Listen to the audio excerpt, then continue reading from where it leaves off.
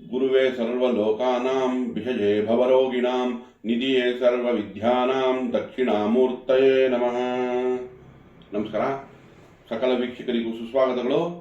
ನೋಡಿ, ಶ್ರೀ ಪರಾಭವ ಸಂವತ್ಸರ ಬರ್ತಾ ಇದೆ. ಸೊ ಎಲ್ಲರಿಗೂ ಯುಗಾದಿಯ ಶುಭಾಶಯಗಳು. ಆ ಭಗವಂತ ನಿಮಗೆಲ್ಲ ಸಂಪತ್ತು, ಐಶ್ವರ್ಯ, ಸಮೃದ್ಧಿ ಕೊಡಲಿ ಅಂತ ಭಗವಂತನಲ್ಲಿ ಕೇಳ್ಕೊತೀನಿ. ಒಳ್ಳೆಯದಾಗಲಿ. ಈಗ ನಾವು ದ್ವಾದಶ ರಾಶಿ ಫಲಗಳು ಈ ಯುಗಾದಿ ಸಮಯದಲ್ಲಿ ತಿಳ್ಕೊಳ್ಳೋಣ. ಈ ವರ್ಷದಲ್ಲಿ ಯಾರ್ಯಾರಿಗೆ ಏನೇನು ಶುಭ ಫಲಗಳಿದೆ ಅಂತ. ಇವಾಗ ನಾವು ಜನರಲ್ಲಿ ನೋಡಕ್ ಹೋದಾಗ ಗುರು ಮಾರ್ಚ್ 11ನೇ ತಾರೀಕು 2-3 ತಿಂಗಳಿಂದ ವಕ್ರೀಯವಾಗಿ ಚಲಿಸ್ತಾ ಇತ್ತು. ಹಾಗಾಗಿ ಜನಗಳಿಗೆ ಸ್ವಲ್ಪ ನಿಧಾನ ಅನಿಸ್ತಾ ಇತ್ತು. ಬಟ್ ಈಗ ಮಾರ್ಚ್ 11ರಿಂದ ಸಕ್ರಿಯರಾಗಿ ಸಂಚರಿಸ್ತಾ ಇದೆ. ಜೊತೆಗೆ ಈಗ ಜೂನ್ 1ನೇ ತಾರೀಕು ಮೇಲೆ ಇನ್ನೂ 1 ವರ್ಷಗಳ ಕಾಲ ಗುರು ಉಚ್ಚ ಸ್ಥಿತಿಯಲ್ಲಿ ಸಂಚಾರ ಮಾಡುತ್ತೆ. ಹಾಗಾಗಿ ಇನ್ನು ಮುಂದೆ ನಾವು ಗುರುವಿಂದ ಧಾರ್ಮಿಕತೆ, ಜನರಿಗೆಲ್ಲ ಒಂದು ಶುಭ ಕಾರ್ಯಗಳು ಆಗುವಂಥ ಚಾನ್ಸಸ್ ಹೆಚ್ಚಾಗುತ್ತೆ. ಒಂದು ಸಮೃದ್ಧಿ, ಐಶ್ವರ್ಯಗಳು ಸಿಗೋಕ್ಕೆ ಸಹಾಯಕವಾಗಿರುತ್ತೆ. ಹಾಗೆ ನಮಗೆ 1 ವರ್ಷಗಳ ಕಾಲ ಗುರು ನಾವು ಉಚ್ಚ ಸ್ಥಿತಿಯಲ್ಲಿ ಸಂಚಾರ ಮಾಡ್ತಾ ಇದ್ದಾಗ, ರಾಹು ಕೂಡ ಡಿಸೆಂಬರ್ 5ನೇ ತಾರೀಕು ತನಕ ನೋಡಿ ನಿಮಗೆ ವಾಯು ತತ್ವ ಅಂದರೆ ಕುಂಭರಾಶಿಯಲ್ಲಿ ಸಂಚಾರ ಮಾಡ್ತಿರೋದ್ರಿಂದ ರಾಹು ಕೂಡ ಸ್ವಲ್ಪ ಶಕ್ತಿಶಾಲಿಯಾಗಿದೆ. ಹಾಗೆ ಕೇತು ಸಿಂಹ ರಾಶಿಯಲ್ಲಿ ನೋಡಿ, ಕುಜವತ್ ಕೇತು ಅಂತ ಹೇಳ್ತೀವಿ. ಹಾಗಾಗಿ ಸಿಂಹ ರಾಶಿಯಲ್ಲಿ ಕೇತು ಕೂಡ ಬಲವಾಗೇ ಇದೆ. ಧನಸ್ಸು ರಾಶಿ ನೋಡಿ, ಅಗ್ನಿತತ್ವ ಧರ್ಮನ ಸೂಚಿಸುತ್ತೆ, ಪೂರ್ವ ದಿಕ್ಕು. ಹಾಗೆ ಗುರು ಅಧಿಪತಿ ನೋಡಿ, ಇಲ್ಲಿ ಅಗ್ನಿತತ್ವ ಅಂದ್ರೆ ಇಲ್ಲಿ ನೋಡಿ ಮೇಷರಾಶಿಯವ್ರದ್ದು ರಾ ಫೈರ್, ಸಿಂಹ ರಾಶಿಯವರು ಸ್ವಲ್ಪ ಬ್ಯಾಲೆನ್ಸ್ ಆಗಿರುತ್ತೆ. ಧನುರ್ ರಾಶಿಯವ್ರಿಗೆ ಕಂಪ್ಲೀಟ್ಲಿ ಬ್ಯಾಲೆನ್ಸ್ಡ್, ಅಂದ್ರೆ ಅವ್ರ ಕೋಪತಾಪಗಳನ್ನ ಅವ್ರು ಹಿಡಿತದಲ್ಲಿ ಇಟ್ಕೊಂಡಿರ್ತಾರೆ. ಹಾಗಾಗಿ ಇದು ಬ್ಯಾಲೆನ್ಸ್ಡ್ ಫೈರ್ ಧನುರ್ ರಾಶಿಯವ್ರದ್ದು. ಇನ್ನು ಅವ್ರದ್ದು ಕ್ಯಾರೆಕ್ಟರ್ ಹೆಂಗಿರುತ್ತೆ ನೋಡಿ, ಸಾಹಸಿಗಳು, ಸ್ವಾಭಿಮಾನಿಗಳು, ಇಂಡಿಪೆಂಡೆಂಟು, ದಾನ ಮಾಡೋದಕ್ಕೆ ದಾನ ಮಾಡಿ ದಯೆ ಚೆನ್ನಾಗಿರುತ್ತೆ. ದಾನ ಮಾಡೋರು ಓವರ್ ಆಲ್ ಆಗಿ ಒಂಥರ ಸ್ಟೆಬಿಲಿಟಿ ಚೆನ್ನಾಗಿರುತ್ತೆ. ಇವ್ರಿಗೆ ಒಳ್ಳೆ ಥಿಂಕರ್ಸು, ಯಾಕಂದ್ರೆ ಗುರು ಅಧಿಪತಿ, ಆಲೋಚನೆ ಚೆನ್ನಾಗಿರುತ್ತೆ. ಸೊ ಇದು ಜನರಲ್ ಆದರೆ. ಇನ್ನು ಜನನ ನೋಡೋಣ. ಕೇತು, ಶುಕ್ರ, ರವಿ ದಶೆಗಳಲ್ಲಿ ಜನನ ಇರುತ್ತೆ. ಕೆಲಸ ಯಾವುದ್ರಲ್ಲಿ ಇರುತ್ತೆ? ಚಂದ್ರ ದಶೆ, ಕುಜ ದಶೆ, ರಾಹು ದಶೆ, ಗುರು ದಶೆ, ಇದರಲ್ಲಿ ಕೆಲಸಗಳು ಮಾಡ್ತಾ ಇರ್ತಾರೆ. ಇನ್ನು ಇವ್ರಿಗೆ ಅಷ್ಟಮಕ್ಕೆ ಗುರು ಪ್ರವೇಶ ಆಗ್ತಿದೆ. ಈಗ ನೋಡಿ, ಏಪ್ರಿಲ್ ಮೇ ತಿಂಗಳಲ್ಲಿ ಇವರಿಗೆ ಶುಭದಾಯಕವಾಗಿದೆ. ಯಾಕಂದರೆ ಗುರು ಸಕ್ರಿಯ ಆಗಿದೆ. 2 ತಿಂಗಳಿಂದ ನಿಧಾನ ಆಗಿದ್ದು, ಈ 2 ತಿಂಗಳಲ್ಲಿ ವಧುವರ ಅನ್ವೇಷಣೆಗೆ, ಮ್ಯಾರೇಜ್ ಮ್ಯಾಚಿಂಗ್ಗೆ, ಆಮೇಲೆ ಮದುವೆ ಆಗೋಕ್ಕೆ ಅಥವಾ ಹೊಸ ಕೆಲಸ ಪ್ರಾರಂಭ ಮಾಡೋಕ್ಕೆ ಎಲ್ಲ ರೀತಿಯೂ 2-3 ತಿಂಗಳು ಚೆನ್ನಾಗಿದೆ. ಅದರ ನಂತರ ಅಷ್ಟಮಕ್ಕೆ ಹೋದಾಗ ಗುರು ಸಣ್ಣ ಪುಟ್ಟ ದುಃಖ ಕೊಡೋ ಚಾನ್ಸಸ್ ಇರುತ್ತೆ. ಬಟ್ ಆದ್ರೂ ಗುರು ಉಚ್ಚ ಸ್ಥಾನದಲ್ಲಿದೆ. ನಿಮಗೆ ನಿಮ್ಮ ರಾಷ್ಟ್ರಾಧಿಪನೇ ಆಗಿರೋದ್ರಿಂದ ಜಾಸ್ತಿ ನೀವು ಏನದು ನೆಗೆಟಿವ್ನ ಯೋಚನೆ ಮಾಡೋಂಥ ಅವಶ್ಯಕತೆ ಇಲ್ಲ. ರಾಷ್ಟ್ರಾಧಿಪನೇ ಆಗಿರೋದ್ರಿಂದ, ಸುಖ ಸ್ಥಾನಾಧಿಪ ಆಗಿರೋದ್ರಿಂದ ನೀವು ಏನು ಜಾಸ್ತಿ ಯೋಚನೆ ಮಾಡೋ ಅವಶ್ಯಕತೆ ಇಲ್ಲ. ಬಟ್ ಆದರೂ ಕೂಡ ಅಷ್ಟಮದಲ್ಲಿ ಸಣ್ಣ ಪುಟ್ಟ ನಾನು 8ನೇ ಮನೇಲಿ ಇದ್ದೀನಿ ಅಂತ ತೋರಿಸುತ್ತೆ. ಅಂದರೆ ಸಣ್ಣ ಪುಟ್ಟ ದುಃಖ ಕೊಡುತ್ತೆ. 4ನೇ ಮನೆಯೂ ಅಧಿಪತಿ ಆಗಿರೋದ್ರಿಂದ ಸ್ವಲ್ಪ ತಾಯಿದು ಬಗ್ಗೆ ಆಲೋಚನೆ ಕೊಡುತ್ತೆ. ಅಥವಾ ವಾಹನ ರಿಪೇರಿ, ವಾಹನಕ್ಕೆ ಖರ್ಚು, ಮನೆಗೆ ಖರ್ಚು, ಈ ವಿಷಯಗಳಲ್ಲಿ ಎಚ್ಚರಿಕೆ ವಹಿಸಬೇಕು. ಇನ್ನು 12ನೇ ಮನೆ ಮೇಲೆ ದೃಷ್ಟಿ ಬೀಳ್ತಾ ಇದೆ, ಶುಭ ಕಾರ್ಯಗಳಿಗೆ ಖರ್ಚು ಆಗೋದಿರುತ್ತೆ. ಅಥವಾ ವಿದ್ಯಾಭ್ಯಾಸಕ್ಕೆ ಖರ್ಚು, ಮಕ್ಕಳ ವಿದ್ಯಾಭ್ಯಾಸಕ್ಕೆ ಖರ್ಚು, ಈ ಥರ ಏನಕ್ಕನ ಒಂದು ಖರ್ಚು ತೋರಿಸುತ್ತೆ. 4ನೇ ಮನೆ ಅಂದರೆ ಮನೆಗಾಗಿ ಖರ್ಚು, ನಿಮಗೋಸ್ಕರ ಖರ್ಚು ಮಾಡೋಂಥ ಅವಶ್ಯಕತೆಯೂ ಬರುತ್ತೆ. ಯಾಕಂದರೆ ಲಗ್ನ ರಾಷ್ಟ್ರಾಧಿಪನೇ ಗುರು ಆಗಿ 12ನೇ ಮನೆಯಲ್ಲಿದ್ದು 12ನೇ ಮನೆ ಮೇಲೆ ದೃಷ್ಟಿ ಬೀಳ್ತಾ ಇದೆ. ಅದಕ್ಕೂ ಸ್ವಲ್ಪ ಖರ್ಚುಗಳನ್ನ ನೀವು ಬ್ಯಾಲೆನ್ಸ್ ಮಾಡೋಕ್ಕೂ ಗುರು ಪರಿಹಾರ ಅಗತ್ಯ. ಗುರುವೇ ಸರ್ವ ಲೋಕಾನಾಂ ವಿಷಜೇ ಭವರೋಗಿಣಾಂ ನಿಧಿಯೇ ಸರ್ವ ವಿದ್ಯಾನಾಂ ದಕ್ಷಿಣಾಮೂರ್ತಯೇ ನಮಃ. 21 ಬಾರಿ ಹೇಳ್ಕೊಳ್ಳಿ. ಶಿವನ ದೇವಸ್ಥಾನಕ್ಕೆ ಭೇಟಿ ಕೊಟ್ಟು ಅಲ್ಲಿ ನಿಮ್ಮ ಹೆಸರಲ್ಲಿ ಅರ್ಚನೆ ಮಾಡಿಸಿ, ಸ್ವಲ್ಪ ಸಹನೆ ಶಾಂತಿ ಕಾಪಾಡ್ಕೊಳ್ಳಿ. ಯಾರು ಗುರು ಸಮಾನರಿಗೆ ಕರೆದು ಒಂದು ಪಾದ ಪೂಜೆ ಮಾಡಿ ಅವ್ರಿಗೊಂದು ಹಳದಿ ವಸ್ತ್ರನ ದಾನ ಕೊಡಿ. ಸೊ ಅವ್ರನ್ನ ಸ್ವಲ್ಪ ಸುಖ ಶಾಂತಿಯಾಗಿ ಅವ್ರನ್ನ ನೋಡ್ಕೊಂಡ್ರೆ ನಿಮಗೂ ನೆಮ್ಮದಿ ಖಂಡಿತ, ಆ ಗುರು ಆಶೀರ್ವಾದ ನಿಮ್ಗೆ ಖಂಡಿತ ಸಿಗುತ್ತೆ. ನಂತರ ನಮಗೆ ಈಗ ಧನುರಾಶಿಯವ್ರಿಗೆ ಗ್ರಹಗತಿಗಳು ನೋಡಿ, ಭಾಗ್ಯದಲ್ಲಿ ಕೇತು. ಹಾಗಾಗಿ ಕೇತು ಪರಿಹಾರ ಕೂಡ ಇಲ್ಲಿ ಅಗತ್ಯ ಬರುತ್ತೆ. ಸೊ ಕೇತುಗೋಸ್ಕರ ಬೀದಿನಾಗ ಆಹಾರ ಕೊಡೋದು, ಅಥವಾ ಮೆಡಿಟೇಷನ್, ಧ್ಯಾನ ಮಾಡೋದು, ಗಾರ್ಡನಿಂಗ್ ಮಾಡಿ, ಗಿಡಗಳ ಜೊತೆ ಟೈಮ್ ಸ್ಪೆಂಡ್ ಮಾಡಿ, ಅಥವಾ ಒಂದು ಡೈರಿ ಬರೆಯೋದು, ಬರವಣಿಗೆ ಏನಿದೆಯೋ ಅದು ಇಂಟ್ರೋವರ್ಟು. ಈ ಧ್ಯಾನ ಮಾಡೋದಾಗಲಿ, ಗಿಡದ ಜೊತೆ ಇರೋದಾಗಲಿ, ಬೀದಿ ನಾಯಿಗಳ ಆಹಾರ ಕೊಡೋದೇ ಇರಲಿ, ಇದೆಲ್ಲಾನು ಏನಕ್ಕೆ ಅಂದರೆ ಇಂಟ್ರೋವರ್ಟ್ ಆಗಕ್ಕೆ, ಅಂದರೆ ಆತ್ಮಾವಲೋಕನೆ ಮಾಡ್ಕೊಳ್ಳೋಂಥ ಕೆಲಸಗಳು. ನಿಮಗೆ ನೀವು ಸಮಯ ಕೊಡಿ ಅಂತ ಕೇಳ್ತಾ ಇದೆ ಕೇತು. ಸೊ ಅದನ್ನು ಮಾಡೋದ್ರಿಂದ ನಿಮಗೆ ಅದೃಷ್ಟಗಳಲ್ಲಿ ಕೊರತೆ ಇರಲ್ಲ.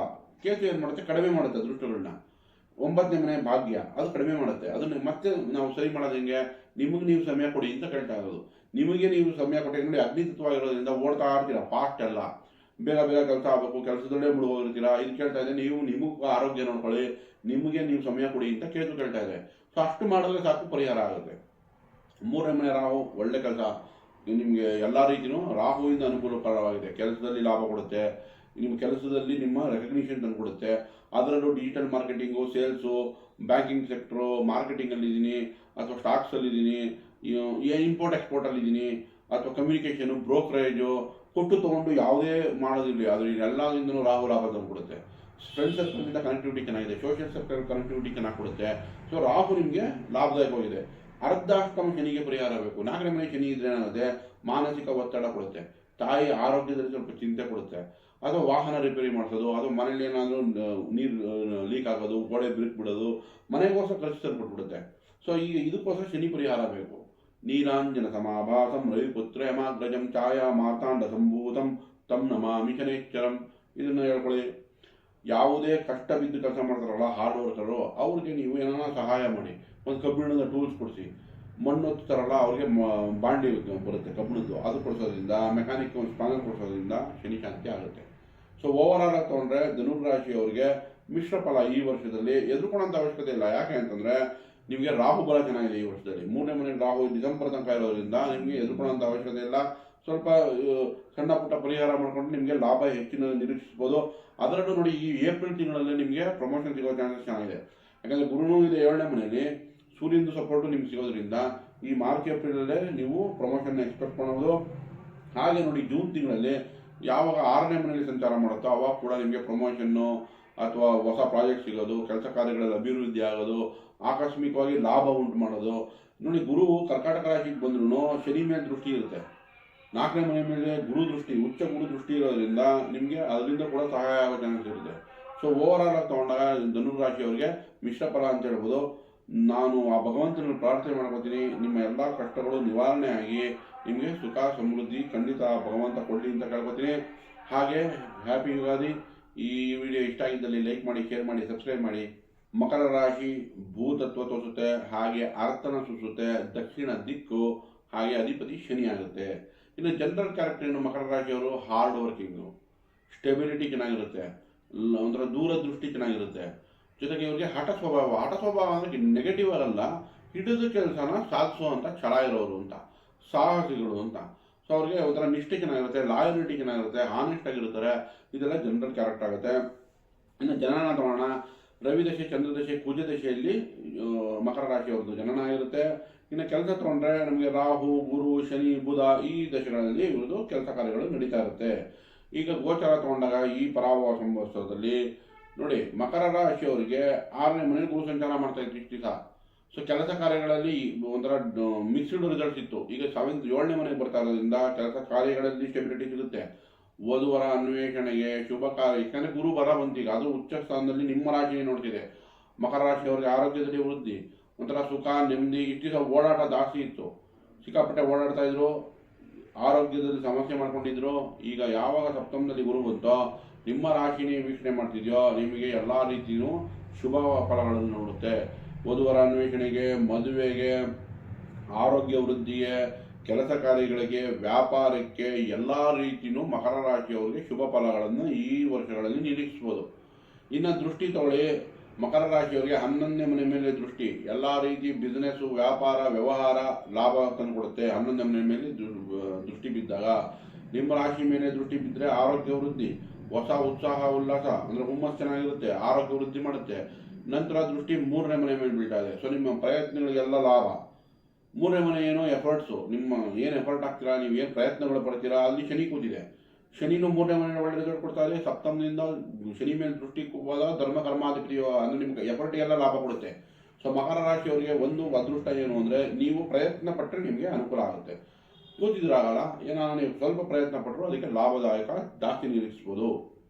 ಬಟ್ ಪರಿಹಾರ ಏನು, ಅಷ್ಟಮದಲ್ಲಿ ಕೇತು ಬಂದಾಗ ನೋಡಿ, 2ನೇ ಮನೇಲಿ ರಾಹು ಇರುತ್ತೆ. ಹಣಕಾಸಿನಲ್ಲಿ ಕೊರತೆ ಅಥವಾ ಬಂದರೆ ನಿಲ್ಲೋದು ಕಷ್ಟ. ಜೊತೆಗೆ ಪತಿ ಅಥವಾ ಪತ್ನಿಯ ಆರೋಗ್ಯದಲ್ಲಿ ಚಿಂತೆ ಇರುತ್ತೆ. ಅವ್ರಿಗೇನಾದರೂ ಇನ್ಫೆಕ್ಷನ್ ಆಗೋದು, ಅವ್ರಿಗೇನಾದರೂ ಆರೋಗ್ಯದ ಸಮಸ್ಯೆ ಬರೋದು, ಅನ್ಡಯಾಗ್ನೈಸ್ಡ್ ಇಶ್ಯೂಸ್ ಅಂತ, ಅಂದರೆ ಅವರಿಗೆ ಲ್ಯಾಬ್ ರಿಪೋರ್ಟಲ್ಲಿ ಎಲ್ಲ ಚೆನ್ನಾಗಿದೆ ಅಂದ್ರೂ ಏನೋ ಒಂದು ಪ್ರಾಬ್ಲಮ್ ಕಾಣ್ತಾ ಇರುತ್ತೆ ಪತಿ ಅಥವಾ ಪತ್ನಿಗೆ. ಹಾಗಾಗಿ ಇಲ್ಲಿ ಕೇತುವಿಗೆ ಪರಿಹಾರ ಬೇಕು. ಕೇತುಗೋಸ್ಕರ ಪಲಾಶ ಪುಷ್ಪ ಸಂಕಾಶಂ ತಾರಕಾಗ್ರಹಮಸ್ತಕಂ ರೌದ್ರಂ ರೌದ್ರಾತ್ಮಕಂ ಘೋರಂ ತಂ ಕೇತುಂ ಪ್ರಣಮಾಮ್ಯಂ ಒಂದು 21 ಬಾರಿ ಹೇಳ್ಕೊಳ್ಳಿ. ಅದೇ ಥರನೇ ಗಣೇಶನ ದೇವಸ್ಥಾನಕ್ಕೆ ಹೋಗಿ ಒಂದು 21 ಗರಿಕೆ ಹುಲ್ಲನ್ನು ಕೊಡಿ. ಅದರಿಂದ ನಾವು ಕೇತು ಪರಿಹಾರ ಆಗುತ್ತೆ.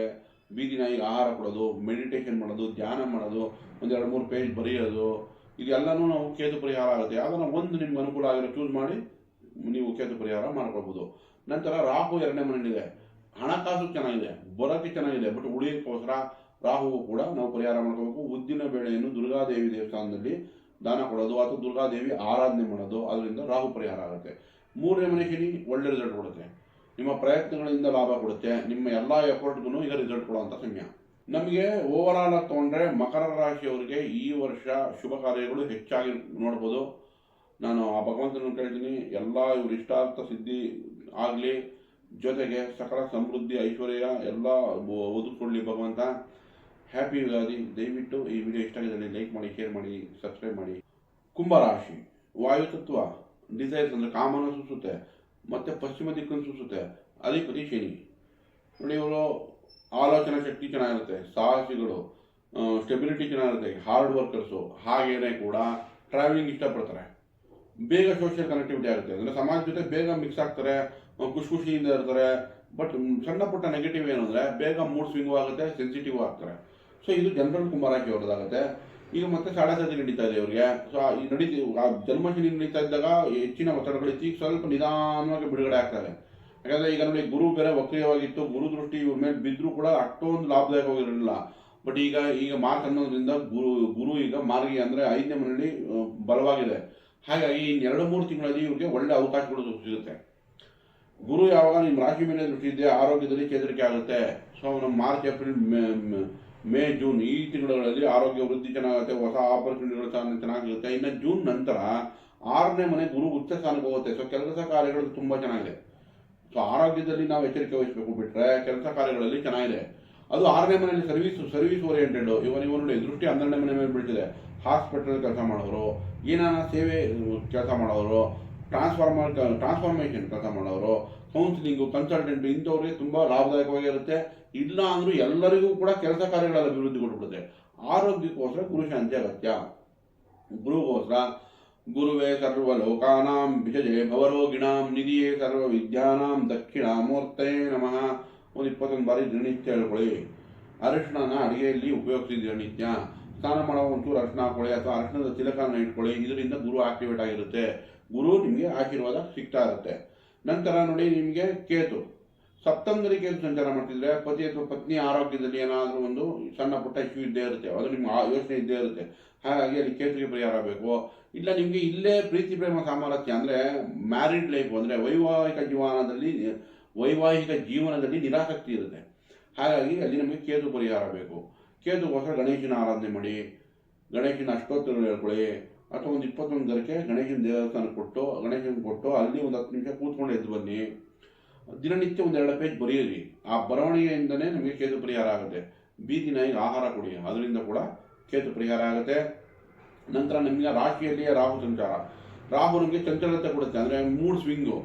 ಇವಾಗಿದ್ದಂಗೆ ಸಾಯಂಕಾಲ ಇರಲ್ಲ, ಸಾಯಂಕಾಲ ಇದ್ದಂಗೆ ಬೆಳಗ್ಗೆ ಇರಲ್ಲ, ಒಂಥರ ತಾಪಗಳು ಬರುತ್ತೆ, ಬೇಗ ಇನ್ಫೆಕ್ಷನ್ಗಳು ಆಗೋ ಚಾನ್ಸಸ್ ಇರುತ್ತೆ. ಬಟ್ ಹಣಕಾಸು ಚಿಂತೆ ಇಲ್ಲ, ರಾಹು ಹಣಕಾಸುಗೆ ನಿಮಗೆ ಒಳ್ಳೆಯದೇ ಮಾಡುತ್ತೆ. ಯಾಕಂದರೆ ಅಲ್ಲಿ ವಾಯುತತ್ವದಲ್ಲಿ ಚೆನ್ನಾಗಿದೆ ರಾಹು. ಡಿಜಿಟಲ್ ಮಾರ್ಕೆಟಿಂಗಲ್ಲಿ ಇರೋರಿಗೆ ಅಥವಾ ಇಂಪೋರ್ಟ್ ಎಕ್ಸ್ಪೋರ್ಟ್ ಮಾಡೋರಿಗೆ, ನೀವು ಯಾವುದೇ ರೀತಿಯಲ್ಲಿ ಕೈ ಬದಲಾವಣೆ ಆಗುತ್ತೆ ನೋಡಿ, ಬ್ರೋಕರೇಜ್ ಮಾಡೋದು ಅಥವಾ ಮಾತುಕತೆಯಿಂದ ದುಡ್ಡು ಮಾಡೋದು, ಸೇಲ್ಸು, ಮಾರ್ಕೆಟಿಂಗು, ಈ ವಿಷಯದಲ್ಲಿರೋರಿಗೆಲ್ಲ ಅನುಕೂಲ ಮಾಡಿಕೊಡುತ್ತೆ ರಾಹು. ಜನಗಳಲ್ಲಿ ಸಂಪರ್ಕಗಳಿಂದ, ಸೋಷಿಯಲ್ ಕನೆಕ್ಟಿವಿಟಿಯಿಂದ ದುಡ್ಡು ಮಾಡ್ತಾರಲ್ಲ, ಅಂದರೆ ವ್ಯಾಪಾರ ಮಾಡ್ತಾರಲ್ಲ, ಅವ್ರಿಗೂ ತುಂಬ ಚೆನ್ನಾಗಿದೆ. ರಾಹುಗೆ ಪರಿಹಾರ ಏನಿಗೆ ಬೇಕು ಅಂದರೆ ಆರೋಗ್ಯದ ಸಮಸ್ಯೆಗೆ ಬೇಕಾಗುತ್ತೆ, ಇನ್ಫೆಕ್ಷನ್ ಬೇಗ ಕೊಡುತ್ತೆ, ಮೂಡ್ ಸ್ವಿಂಗ್ ಜಾಸ್ತಿ ಮಾಡುತ್ತೆ. ಹಾಗಾಗಿ ರಾಹುಗೋಸ್ಕರ ಉದ್ದಿನ ಬೇಳೆಯನ್ನು ದಾನ ಕೊಡೋದು, ದುರ್ಗಾದೇವಿ ಅಷ್ಟೋತ್ತರ ಹೇಳೋದು, ಇದರಿಂದ ನಿಮಗೆ ಆರೋಗ್ಯ ವೃದ್ಧಿ ಆಗುತ್ತೆ ಕುಂಭರಾಶಿಯವರಿಗೆ. ಇನ್ನು ಶನಿ ಕೊನೆ ಭಾಗ ಅಂದರೆ 2ನೇ ಮನೆ ಸಂಚಾರ ಮಾಡ್ತಿದೆ, 7.5. ಹಾಗಾಗಿ ಕುಟುಂಬ ಭಾವ ಧನಭಾವದಲ್ಲಿದ್ದಾಗ ಇನ್ಕಮ್ ಬರೋದು ನಿಧಾನ ಆಗ್ತಾ ಇರುತ್ತೆ. ಕುಟುಂಬದಲ್ಲಿ ವಾತಾವರಣ ಸಣ್ಣ ಪುಟ್ಟ ಒಂಥರ ಒತ್ತಡಗಳಿರುತ್ತೆ ಕುಟುಂಬದಲ್ಲಿ. ನಂತರ ಬೆನ್ನೋವು, ಕಾಲು ನೋವು, ಮಂಡಿ ನೋವು, ಇದು ಶನಿ ತೋರಿಸ್ತಾ ಇರುತ್ತೆ 2ನೇ ಮನೆಯಲ್ಲಿದ್ದಾಗ ಬಿಡುವಾಗ. ಹಾಗಾಗಿ ನಮಗೆ ಇಲ್ಲಿ ಶನಿ ಶಾಂತಿ ಕೂಡ ಅಗತ್ಯ. ಶನಿಗೋಸ್ಕರ ಯಾವುದೇ ಹಾರ್ಡ್ ವರ್ಕರ್ ಅಂದರೆ ಕಷ್ಟ ಬಿದ್ದು ಕೆಲಸ ಮಾಡ್ತಾರಲ್ಲ, ಅವ್ರಿಗೆ ಏನಾದ್ರು ಕೈಯಲ್ಲಾಗಿ ಸಹಾಯ ಮಾಡಿ, ಬಡ ಬಾಂಧವರಿಗೆ ಏನಾದರೂ ಸಹಾಯ ಮಾಡಿ, ಅದರಿಂದ ಶನಿ ಶಾಂತಿ ಆಗುತ್ತೆ. ಸಹನೆ ಶಾಂತಿ ಇನ್ನೊಂದು ಸ್ವಲ್ಪ ದಿವಸ ಇಟ್ಕೊಳ್ಳಿ, ಖಂಡಿತ ನಿಮಗೆ ಈ ಮುಂಬರೋದು ನೋಡಿ ಚೆನ್ನಾಗಿದೆ ಕುಂಭರಾಶಿಯವರಿಗೆ. ಈ ಕಷ್ಟಗಳೆಲ್ಲ ಆಗಲೇ 70-80% ಪರಿಹಾರ ಆಗಲೇಬೇಕು, ಆಗುತ್ತೆ. ಇನ್ನು ಯಾವ ತಿಂಗಳಲ್ಲಿ ಇವರಿಗೆ ಅನುಕೂಲ ಆಗುತ್ತೆ ಅಂತಂದರೆ, ಜನರಲ್ಲಿ ನೋಡಿ ನಮಗೆ ಏಪ್ರಿಲ್ ಮೇ ತಿಂಗಳಲ್ಲಿ ಇವ್ರಿಗೆ ಲಾಭದಾಯಕವಾಗಿರುತ್ತೆ. ಅಂದರೆ ಕೆಲಸದಲ್ಲಿ ಏನಾದರೂ ಒಂದು ಪ್ರಮೋಷನ್ನು ಎಕ್ಸ್ಪೆಕ್ಟ್ ಮಾಡ್ಬೋದು, ಮೇಲಧಿಕಾರಿಯಿಂದ ಮೆಚ್ಚುಗೆ, ಅದು ಹೊಸ ಪ್ರಾಜೆಕ್ಟ್ ಸಿಗೋದು, ಹೊಸ ಕೆಲಸನೇ ಸಿಗೋದು. ತುಂಬ ಜನ ಕುಂಭರಾಶಿ ಅವ್ರಿಗೆ ಕೆಲಸನೇ ಕಳ್ಕೊಂಡ್ಬಿಟ್ಟಿರ್ತಾರೆ ಅಥವಾ ಕೆಲಸದಲ್ಲಿ ವರ್ಕ್ ನಿಮಗೆ ಸ್ಯಾಟಿಸ್ಫ್ಯಾಕ್ಷನ್ ಇರೋಲ್ಲ. ಅವ್ರಿಗೆ ಏಪ್ರಿಲ್ ಮೇ ತಿಂಗಳು ಅಥವಾ ಏಪ್ರಿಲ್ ತಿಂಗಳಲ್ಲಿ ಕೆಲಸ ಸಿಗುವಂಥ ಚಾನ್ಸಸ್ ಹೆಚ್ಚಾಗಿದೆ.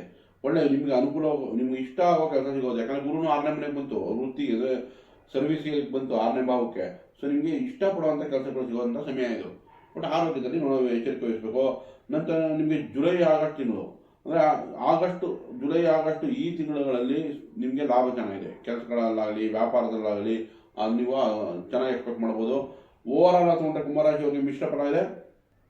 ಮೀನರಾಶಿ ನೋಡಿ, ಜಲತತ್ವ, ಉತ್ತರ ದಿಕ್ಕನ್ನು ಸೂಚಿಸುತ್ತೆ. ಹಾಗೆ ಮೋಕ್ಷಕಾರಕ, ಗುರು ಅಧಿಪತಿ. ಇಲ್ಲಿ ನೋಡಿ, ರಿಲಿಜಿಯಸ್ಸು ಅಂದರೆ ಧಾರ್ಮಿಕ ಚಿಂತನೆ ಉಳ್ಳವರು, ಜ್ಞಾನಿಗಳು, ಇಂಟೆಲೆಕ್ಚುಯಲ್ಲು, ಬುದ್ಧಿವಂತರು, ಹಾಗೆ ಸ್ವಲ್ಪ ಸೆನ್ಸಿಟಿವ್ ಇರ್ತಾರೆ, ಎಮೋಷ್ನಲ್ಲು ಇರ್ತಾರೆ. ಯಾಕಂದರೆ ಜಲತತ್ವ ಆಗಿರೋದ್ರಿಂದ ಓವರ್ ಆಲ್ಗೆ ಇದನ್ನು ನಾವು ಕ್ಯಾರೆಕ್ಟರ್ ಅಂತ ತಗೋಬೋದು. ಮೀನರಾಶಿಯವ್ರದ್ದು ಸಭ್ಯರು, ದೇವರು ದಿಂಡ್ರನ್ನು ನಂಬೋರು, ಅಂದರೆ ಅವರು ರಿಲಿಜಿಯಸ್ ಆಗಿರ್ತಾರೆ, ಧಾರ್ಮಿಕವಾಗಿರ್ತಾರೆ, ಎಮೋಷ್ನಲ್ ಆಗಿರ್ತಾರೆ, ಸೆನ್ಸಿಟಿವ್ ಆಗಿರ್ತಾರೆ. ಜನನ ತಗೊಂಡ್ರೆ ಗುರು ಶನಿ ಬುಧ ದಶೆಗಳಲ್ಲಿ ಜನನ ಆಗಿರ್ತಾರೆ. ಇನ್ನು ಕೆಲಸ ಅಂತ ತಗೊಂಡ್ರೆ ಬುಧ ಕೇತು ಶುಕ್ರ ರವಿ ಈ ದಶೆಗಳು ನಡೀತಾ ಇರುತ್ತೆ ಇವ್ರಿಗೆ.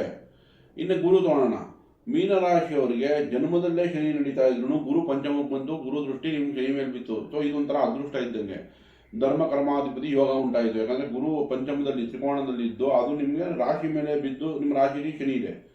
ಕೆಲಸ ಕಾರ್ಯಗಳಿಗೆ ಖಂಡಿತ ಅನುಕೂಲ ಮಾಡಿಕೊಡುತ್ತೆ. ಕೆಲಸ ಕಾರ್ಯಗಳಿಗೆ ಅನುಕೂಲ ಮಾಡಿಕೊಡುತ್ತೆ. ವಿದ್ಯಾರ್ಥಿಗಳಿಗೆ ಖಂಡಿತ ಅನುಕೂಲ ಆಗುತ್ತೆ. ಪ್ರೀತಿ ಪ್ರೇಮ ಸಾಮರಸ್ಯಕ್ಕೆ ಅನುಕೂಲ ಆಗುತ್ತೆ. ಓವರ್ ಆಲ್ ಸಮೃದ್ಧಿ ಹೆಚ್ಚಾಗುತ್ತೆ. ಗುರು ಯಾವಾಗ ಬಲಕ್ಕೆ ಬಂತೋ ವಧುವರ ಅನ್ವೇಷಣೆಗೆ ಉತ್ತಮ. ಏನಾದರೂ ಆರೋಗ್ಯದಲ್ಲಿ ಸಮಸ್ಯೆ ಇದೆ ಚೇತರಿಸ್ಕೋತೀರಾ. ಶುಭ ಕಾರ್ಯಗಳಿಗೆ ಅನುಕೂಲ ಮಾಡಿಕೊಡುತ್ತೆ. ಈ ಜನ್ಮದ ಶನಿ ಪರಿಹಾರ ಗುರು ಮಾಡ್ತಾ ಇದೆ. ಯಾವಾಗ ಗುರು ಉಚ್ಚ ಸ್ಥಿತಿಯಲ್ಲಿದ್ದು ನಿಮ್ಮ ರಾಶಿ ಮೇಲೆ ದೃಷ್ಟಿ ಬಿದ್ದು ನಿಮ್ಮ ರಾಶಿಯಾಧಿಪನೇ ಆಗಿರೋದ್ರಿಂದ ನಿಮಗೆ ಆರೋಗ್ಯ ವೃದ್ಧಿ, ಒಂದು ಸಕಲ ಸಮೃದ್ಧಿನೂ ನೀವು ಅಪೇಕ್ಷಿಸ್ಬೋದು. ಆದರೂ ಶನಿ ನಾನು ಇದೀನಿ ಅಂತ ಜನ್ಮದಲ್ಲಿ 12ನೇ ಮನೆ ಅಧಿಪತಿ ಆಗಿರೋದ್ರಿಂದ 11ನೇ ಮನೆ ಅಧಿಪತಿ ಕೂಡ, ಹಾಗಾಗಿ ಬ್ಯಾಲೆನ್ಸ್ ಆಗುತ್ತೆ. 12 ಮನೆ ಅಧಿಪತಿ ನಿಮ್ಮ ಜನ್ಮದಲ್ಲಿರೋದ್ರಿಂದ ಗುರು ದೃಷ್ಟಿ ಬೀಳ್ತಾ ಇರೋದ್ರಿಂದ ಬ್ಯಾಲೆನ್ಸ್ ಆಗುತ್ತೆ. ಬಟ್ ಆದರೂ ನಾವು ಶನಿ ಶಾಂತಿ ಮಾಡೋದ್ರಿಂದ ಗುರು ಲಾಭನ ಪಡ್ಕೋಬೋದು. ಇಲ್ಲಿ ಶನಿ ಸ್ವಲ್ಪ ಸಮಾಧಾನವಾಗಿದ್ದರೆ ಪಂಚಮದ ಗುರು ಲಾಭನ ಹೆಚ್ಚಿಗೆ ಪಡ್ಕೋಬೋದು. ಹಾಗಾಗಿ ಶನಿ ಶಾಂತಿ ಅಗತ್ಯ. ಶನಿಗೋಸ್ಕರ ನೀಲಾಂಜನ ಸಮಾಭಾಸಂ ರವಿಪುತ್ರಮಾಗ್ರಜಂ ಛಾಯಾ ಮಾರ್ತಾಂಡ ಸಂಭೂತಂ ತಂ ನಮಾಮಿ ಶನೈಶ್ಚರಂ. ಈ ಮಂತ್ರಗಳನ್ನು ಹೇಳ್ಕೊಳ್ಳಿ. ಅದು ನಮಗೆ ಜಾಸ್ತಿ ಉದ್ದ ಆಯಿತು ಅಂತಂದರೆ, ಅಂದರೆ ಹೇಳ್ಕೊಳಕ್ಕೆ ಕಷ್ಟ ಆಗ್ತಿದೆ ಅಂತಂದರೆ ರಾಮರಕ್ಷ ಹೇಳ್ಕೊಳ್ಳಿ. ಶ್ರೀರಾಮ ರಾಮ ರಾಮೇತಿ ರಮೇ ರಾಮೇ ಮನೋರಮೆ ಸಹಸ್ರನಾಮ ತತ್ತುಲ್ಯಂ ಶ್ರೀರಾಮನಾಮ ವರಾನನೆ. ಇದರಿಂದ ಖಂಡಿತ ನಿಮಗೆ ಸುಖ, ನೆಮ್ಮದಿ, ಆರೋಗ್ಯ ಖಂಡಿತ ಸಿಗುತ್ತೆ. ರಾಮನ ರಕ್ಷೆ ಸಿಗುತ್ತೆ. ಇಲ್ಲ ಹನುಮಾನ್ ಚಾಲಿಸ ಹೇಳ್ಕೊಳ್ಳಿ. ಕಷ್ಟ ಬಿದ್ದು ಕೆಲಸ ಮಾಡ್ತಾರಲ್ಲ ಹಾರ್ಡ್ ವರ್ಕರು, ಅವ್ರಿಗೇನಾದರೂ ಸಹಾಯ ಮಾಡಿ. ಇದರಲ್ಲಿ ನೀವು ಯಾವ್ದಾನ ಒಂದು ಚೂಸ್ ಮಾಡಿದ್ರೂ ನಮಗೆ ಶನಿ ಶಾಂತಿ ಆಗುತ್ತೆ. ಎಳ್ಳೆಣ್ಣೆ ದೀಪ ಹಚ್ಚೋದ್ರಿಂದ ಖಂಡಿತ ಶನಿ ಶಾಂತಿ ಆಗುತ್ತೆ. ದೃಷ್ಟಿ ಪರಿಹಾರಗಳಾಗುತ್ತೆ. ನಂತರ ನಮಗೆ ಈಗ 6ನೇ ಮನೆಯಲ್ಲಿ ಕೇತು ಲಾಭದಾಯಕವಾಗಿ ಇದೆ. 12ನೇ ಮನೇಲಿ ರಾಹು ಇದ್ದರೆ ನಿಮಗೆ ಟ್ರಾವೆಲಿಂಗ್ ಜಾಸ್ತಿ ಮಾಡುತ್ತೆ. ಫಾರಿನ್ಗೆ ಹೋಗ್ಬೇಕಾ ಅಥವಾ ಅಲ್ಲಿ ಏನಾದರೂ ವಿದ್ಯಾಭ್ಯಾಸ ಮಾಡಬೇಕಾ, ಅದಕ್ಕೆ ರಾಹು ಇನ್ಫ್ಲೂಯೆನ್ಸ್ ಮಾಡುತ್ತೆ. ಓವರ್ ಆಲ್ ಆಗಿ ತೊಗೊಂಡ್ರೆ ಮಿಥುನ ರಾಶಿಯವರಿಗೆ ಈ ವರ್ಷ ತುಂಬ ಚೆನ್ನಾಗಿದೆ ಅಂತಲೇ ಹೇಳ್ಬೋದು. ಹೋದ ವರ್ಷಕ್ಕಿಂತ ಲಾಭದಾಯಕವಾಗಿರುತ್ತೆ ಈ ಜೂನಿಂದ ಮುಂದಿನ ಬರೋ ಜೂನ್ ತನಕನೂ. ಸೊ ನಾವು ಪಾಸಿಟಿವ್ ರಿಸಲ್ಟ್ನ ಎಕ್ಸ್ಪೆಕ್ಟ್ ಮಾಡ್ಬೋದು. ಅದರಲ್ಲೂ ಮೀನರಾಶಿಯಲ್ಲಿ ಶುಭ ಗ್ರಹಗಳಿದ್ರೆ, ಅಂದರೆ ಶುಕ್ರ, ಗುರು ಅಥವಾ ನಮಗೆ ಬುಧ ಈ ಗ್ರಹಗಳಿದ್ರೆ ಈ 7.5 ಜನ್ಮಶನಿಯಲ್ಲೂ ಲಾಭದಾಯಕವಾಗಿರುತ್ತೆ. ಓವರ್ ಆಲ್ ಆಗಿ ತೊಗೊಂಡ್ರೆ ಮೀನರಾಶಿಯವರಿಗೆ ಈ ವರ್ಷ ಶುಭದಾಯಕವಾಗಿದೆ. ಅದರಲ್ಲೂ ಯಾವ ತಿಂಗಳು ಅಂತ ತಗೊಳ್ಳೋಣ. ನಮಗೆ ನೋಡಿ, ಈಗ ಜೂನ್ ತಿಂಗಳಲ್ಲಿ ಖಂಡಿತ ಇವರು ಕೆಲಸ ಕಾರ್ಯಗಳಲ್ಲಿ ಪ್ರಮೋಷನ್ ಸಿಗೋ ಚಾನ್ಸಸ್ ಹೆಚ್ಚಾಗುತ್ತೆ. ಸೂರ್ಯನ ಬಲ ಇರೋದ್ರಿಂದ ಇವ್ರಿಗೆ ಮೇಲಧಿಕಾರಿಯಿಂದ ಮೆಚ್ಚುಗೆ, ಹೊಸ ಕೆಲಸ ಸಿಗೋದು, ಪ್ರಮೋಷನ್ ಆಗೋದು ಅಥವಾ ವ್ಯಾಪಾರದಲ್ಲಿ ಅಭಿವೃದ್ಧಿ ಆಗೋದು, ಸೊ ಸರ್ಕಾರದಿಂದ ಏನಾದರೂ ಸಹಾಯ ಸಿಗೋದು, ಈ ರೀತಿ ನಾವು ಚೆನ್ನಾಗಿ ಎಕ್ಸ್ಪೆಕ್ಟ್ ಮಾಡ್ಕೋಬೋದು. ಹಾಗೆ ನೋಡಿ, ನವೆಂಬರ್ ಡಿಸೆಂಬರ್ ತಿಂಗಳಲ್ಲಿ ಕೂಡ ನಾವು ಇದೇ ರೀತಿ ಶುಭ ಫಲಗಳನ್ನ ನಿರೀಕ್ಷಿಸ್ಬೋದು. ಓವರ್ ಆಲ್ ತಗೊಂಡ್ರೆ ಮೀನರಾಶಿಯವರಿಗೆ ಶುಭ ಹೆಚ್ಚಾಗಿದೆ ಈ ತಿಂಗಳಲ್ಲಿ, ಈ ವರ್ಷಗಳಲ್ಲಿ. ಪರಾಭವ ಸಂವತ್ಸರ ಇವರಿಗೆ ಅನುಕೂಲ ಮಾಡಿಕೊಡುತ್ತೆ. ಆ ಭಗವಂತನ ಕೇಳ್ಕೊತೀನಿ, ಆ ಗುರುದೇವರನ್ನ ಕೇಳ್ಕೊತೀನಿ, ನಿಮಗೆಲ್ಲ ಐಶ್ವರ್ಯ, ಸುಖ, ಶಾಂತಿ ಕೊಡಲಿ ಅಂತ. ಹ್ಯಾಪಿ ಯುಗಾದಿ. ದಯವಿಟ್ಟು ಈ ವಿಡಿಯೋ ಇಷ್ಟ ಇದ್ದಲ್ಲಿ ಲೈಕ್ ಮಾಡಿ, ಶೇರ್ ಮಾಡಿ, ಸಬ್ಸ್ಕ್ರೈಬ್ ಮಾಡಿ. ಧನ್ಯವಾದಗಳು.